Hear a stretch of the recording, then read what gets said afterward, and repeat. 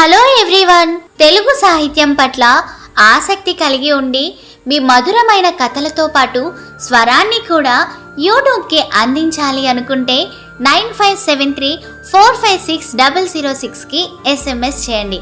అలా మీరు చెప్పబోయే మీ కథలని మన సాహిత్యం ఛానల్లో ఎప్పుడైనా చూడొచ్చు, వినొచ్చు. అలాగే మీ ఫ్రెండ్స్కి కూడా షేర్ చేసుకోవచ్చు.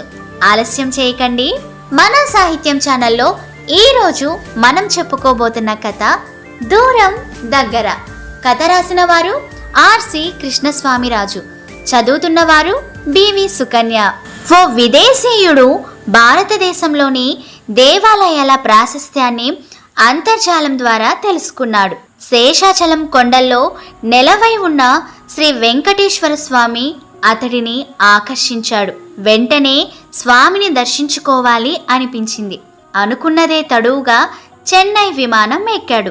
పక్కనే కూర్చున్న ప్రయాణికుడి సలహా మేరకు విమానాశ్రయం నుంచి కాలినడకన తిరుమలకి వెళ్ళదలిచాడు. సంప్రదాయ దుస్తులు ధరించి భుజానికి సంచి తగిలించుకొని బయలుదేరాడు.